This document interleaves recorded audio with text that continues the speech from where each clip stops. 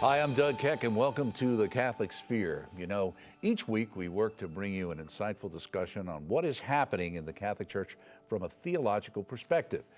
Today, we're discussing the blessings and risks of AI. Joining us, we have EWTN's TV and radio host, the ubiquitous Father Mitch Pacwa. He's joining us from his Scripture and Tradition studio right here in Alabama. We also have EWTN's Vice President of Theology, Colin Donovan. He's always with us. He is on our stage in the theology studio. And finally, we have the founder of the Magis Center and host of Father Spitzer's Universe. Hopefully you've heard of it.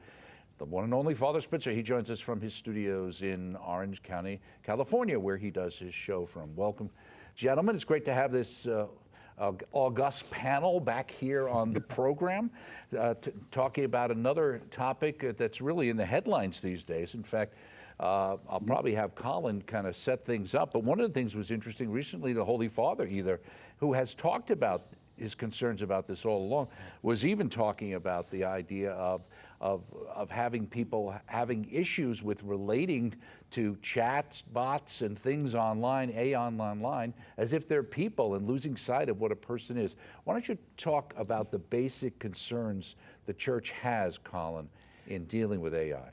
Sure, and just momentarily to continue with the sort of the theater of the absurd, people who even sort of marry and get a marriage certificate for their chatbot and have some kind of ongoing relationship with it. So the danger is the purpose of AI, or which the people who work in the field actually just call it machine learning, is the idea that as a machine, a computer, very large-scale computers, as they receive information, they can learn from what was previously received, and they can continue to build on that. And it gives an appearance of having intelligence, of being able to respond spontaneously to input, to ask questions about this, that, or the other thing. The scope of the reach and you could say, the speed of it makes it seem like it's almost a human person responding in real time with you concerning some question you have asked it. Right. So in and of itself, as a way of processing data, of getting at data, of simplifying and summarizing data for the benefit of people and their various purposes, whether business or academic and so on, it's fine. The relational element of it, which we've talked about a little bit, is certainly one human element that the AI can't actually simulate, despite what people may think they have a relationship with their AI bot. That can't be done. And the other element, of course, is the human virtues. AI is certainly subject to being used in fraudulent way, as they are finding in universities and school systems now, using the chat GPT and other systems to do your writing, your essay for you. They're finding it now. I get a number of scientific journals. They're finding now that papers get withdrawn because AI was used in some way, falsifies the data, and certainly doesn't mean that you have laboratory support necessarily for the data that's being produced. Okay. So the moral dimension is really the critical one, and the human dimension, the social dimension. How is this going to affect the social reality? And in Pope Leo's World Day of Communications address, which he gave on January 1st, or was delivered on January 1st, there's a very interesting comments in there with regard to how AI can be abused in human relationships to manipulate people.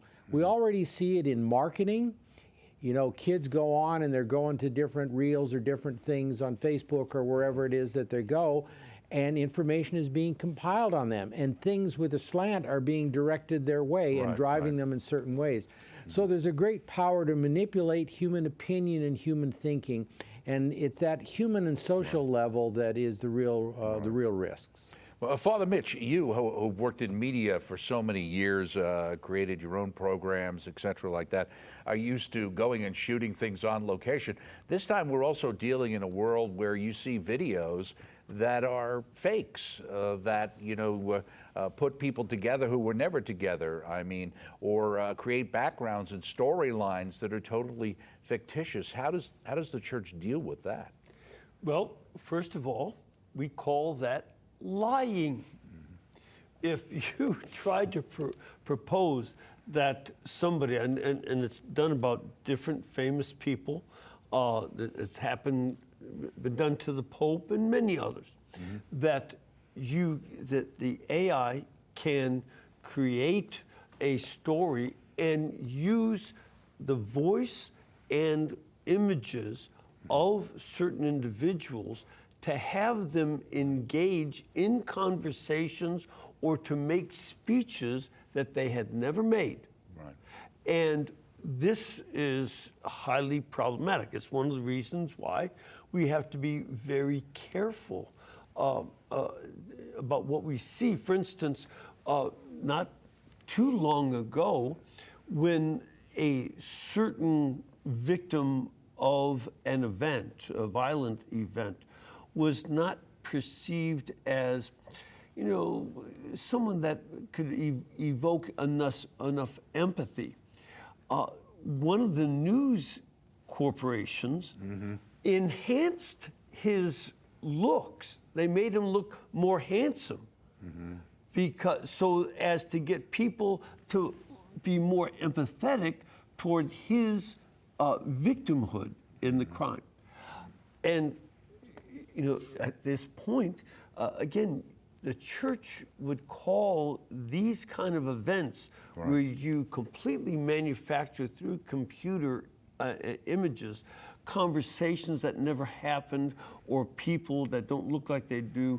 This is what we call deception. Right. And lying. And that's a serious moral problem. It will make things like video as evidence of crimes, etc., impossible to use in court, because now we can see it is possible to have it manipulated. And even with the idea that, to follow up what you're saying about looking in the past, and like in 1984, Winston Smith's job was like deleting old newspaper articles and historical things that didn't fit into the present narrative of Oceania. But, how much of that will be in the future where you don't have to do, they'll create videos that change events totally. We don't have to have Stalin in his famous thing where he kept, photoshopping out all the people he was killing from the early days of the communist revolution. Now you'll just have videos with, as if what happened there was totally different than what actually did happen. But let me ask you, Father Spitzer, how can AI be effectively used, though, at the same time to support Catholic evangelization efforts, at the same time not diminishing that human encounter? Right. In fact, I have created an AI, a Magis AI, M-A-G-I-S AI, and that does exactly that. That helps to answer any question around the confluence of science, reason, faith, scripture, morality, spiritual life, etc. So you can do that, but you have to observe three very important principles. Number one, you need a highly curated database. So the first thing is you have to be responsible for everything that goes into the database. And if it's your work, fine. But things that clearly are going to be consistent with the magisterial teaching of the Catholic Church and also consistent with good science, right? So you want some peer-reviewed medical, scientific articles to guarantee quality from very good journals in there. So the first thing is curate that database, make sure it's good quality academically, and above all, that it's good magisterial, consistent with the magisterium of the Catholic Church. Second thing is you've got to have guardrails. So you're going to have to, you can't let the AI indiscriminately go through the internet without any kind of regulation. So you have to set prompts or guardrails in place to make sure that it, whatever it's doing to go into the internet, that it is very highly instructed and constrained so that it's not going to do something which is negative.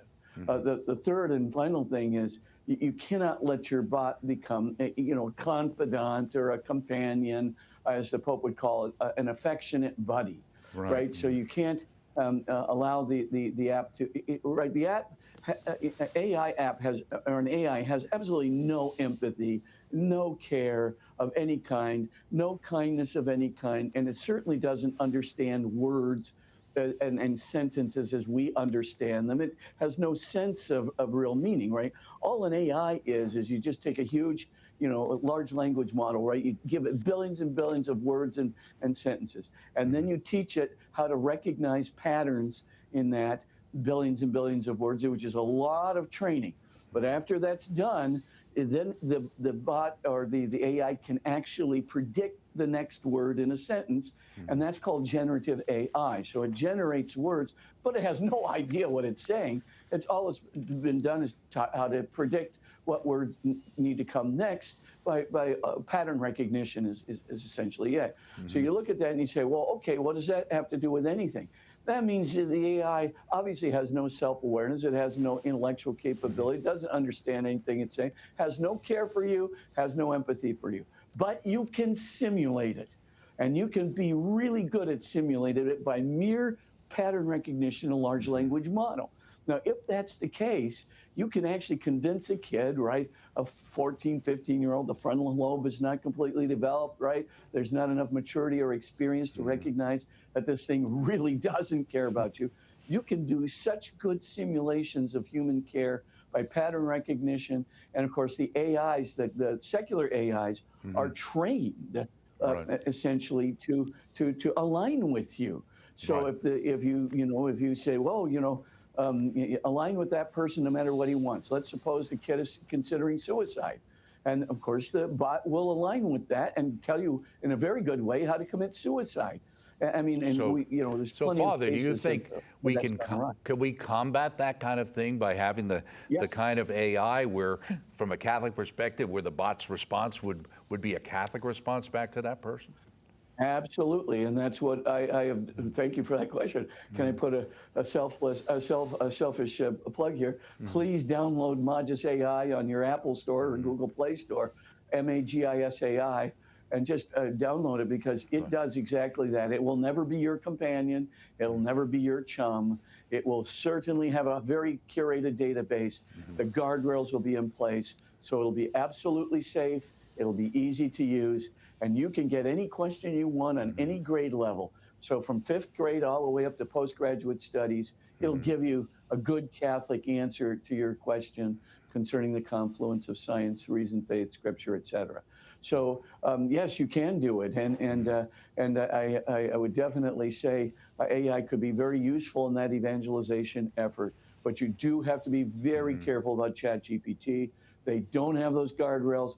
They don't have a curated database, and they certainly are aligning to what you want, and they can stimulate empathy, be your chum, your confidant, and tell, a kid, well, it's fine if you want to be self-destructive. Right. Absolutely. Colin, kind of reminds me a little bit about some of the issues with Wikipedia, which is why Grokpedia is being launched by X. Anyway, because of the fact that some of the material that people go to naturally and search information, they're using that as a source, and some of the backup for that stuff is highly slanted. Yeah, and that goes to the point which Father made, and that is the curation, or I use the term in that case of a canon. If you have a canon of works which you know are faithful to your topic, say if you're doing scientific work, you've got certain things which are absolutely trustworthy on the face, that if you were a researcher, you would be relying on those things and no others, then you have at least the basis for appreciating that the information coming back at you is fairly reliable. I think even after all safeguards and everything are in place, there is this difficulty. The spiritual nature of man is to do an integration of all aspects of human existence and life. And you can't do that through machine learning. You can simulate it, as Father described so well, in terms of empathy, but that's all it is a simulation. So there, in a way, the curation not only has to be in the physical sense of where you're drawing the information, but I think also in the human sense.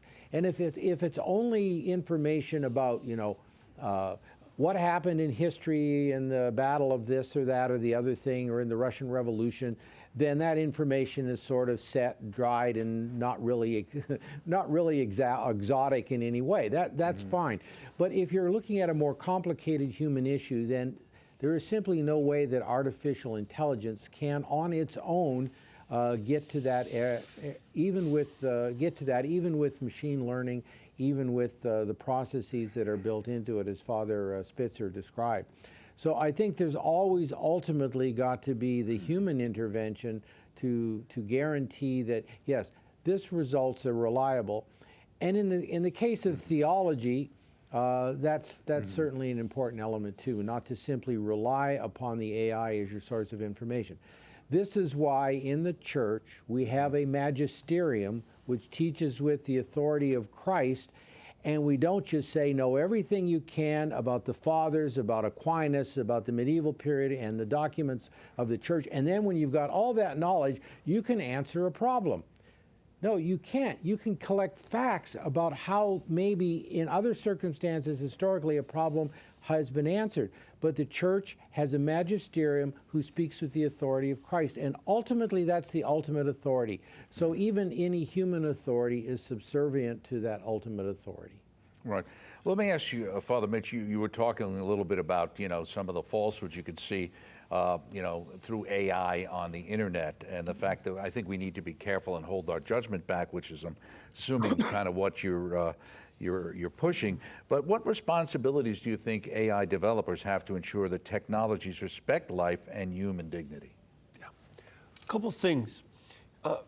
When I study various scripture scholars, for instance, in my own field, one of the things I'm also aware of is some of their philosophical ideas that are underlying why they hold a certain position or reject it. People don't just hold on to a certain fact. They put facts into a constellation. That is, they organize facts.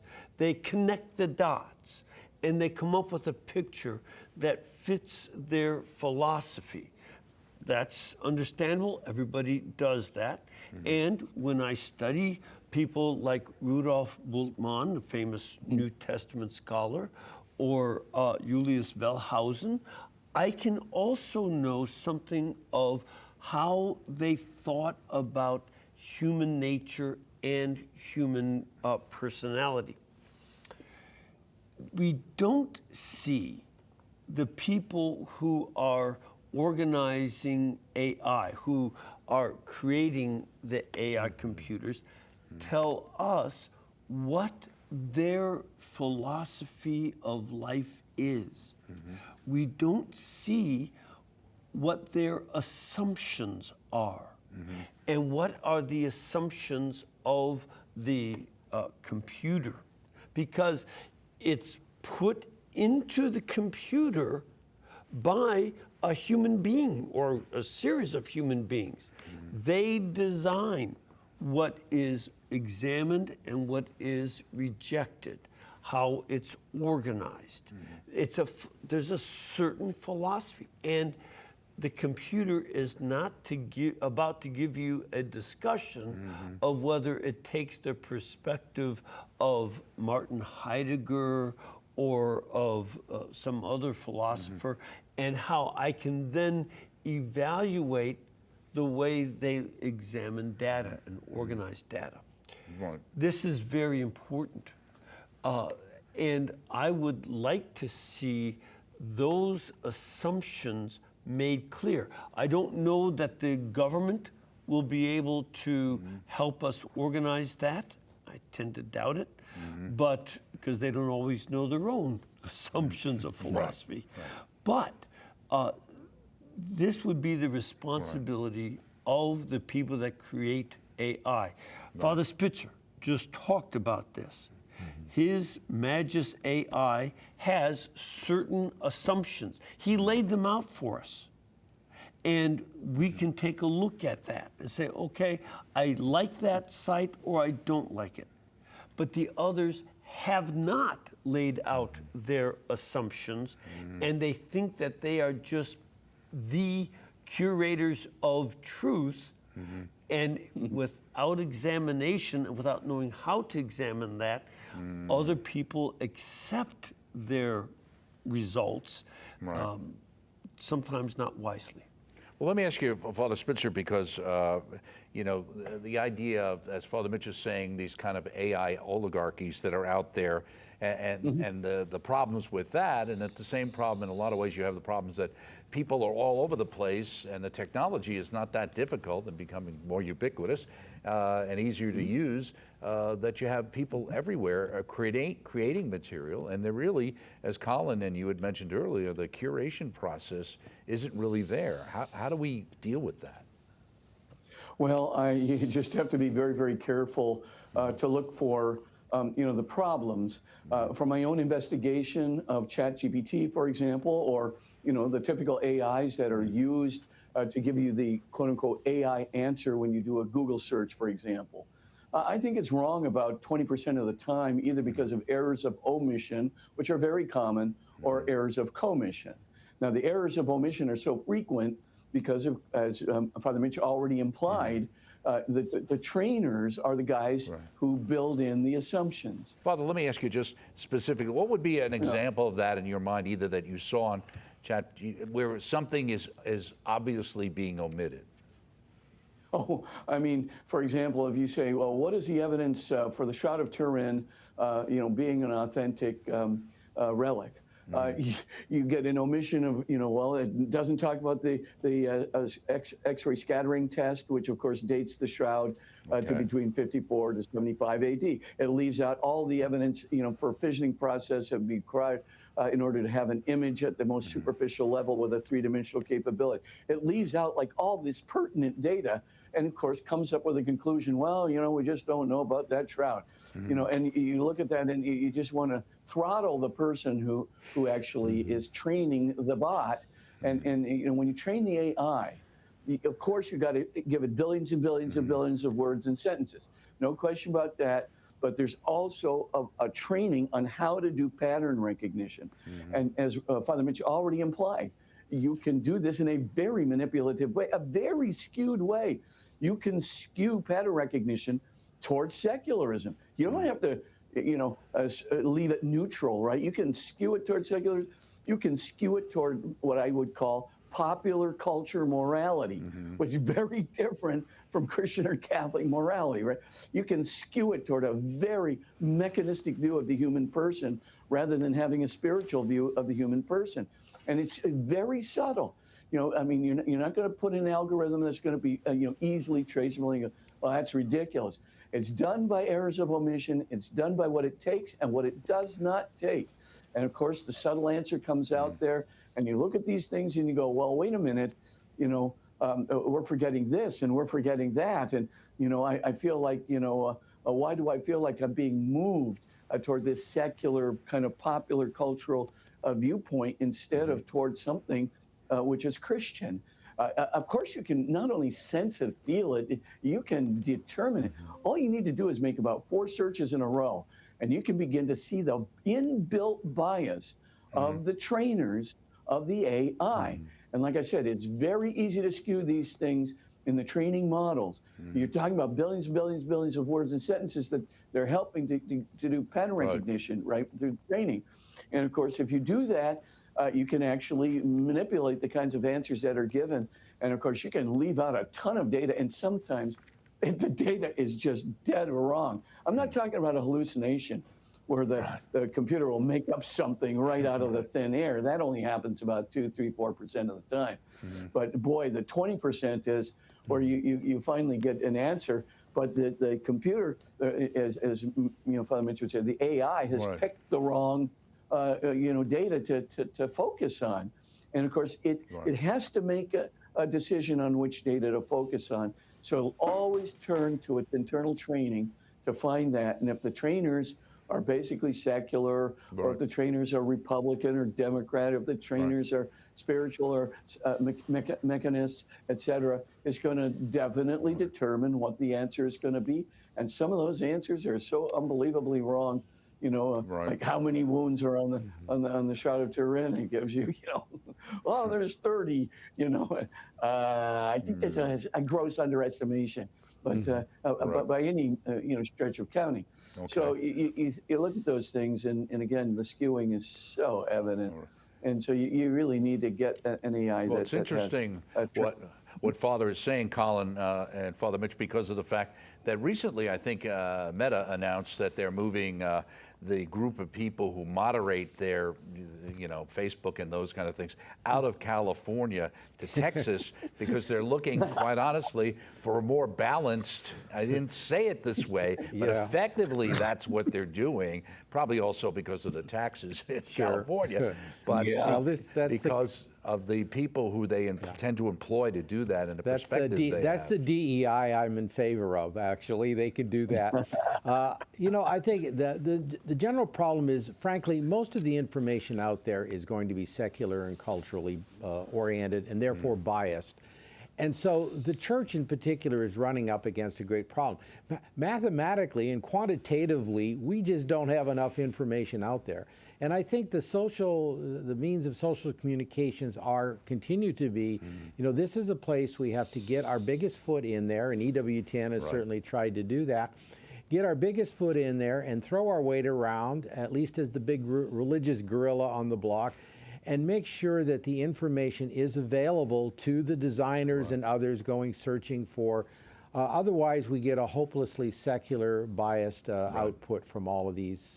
From all of these kinds of AI Very good mechanisms. Well said. We'll have to leave it there. Thank you so much, Colin. Thank you again to Father Mitch Pacwa and, of course, Colin Donovan, as I mentioned, and Father Robert Spitzer for being with us today on this wonderful panel. And, of course, we thank you for joining us. And don't forget to join us next week right here on the Catholic Sphere, where we'll bring you yet another topic dealing with the theological concerns of the Catholic Church. We'll see you next time.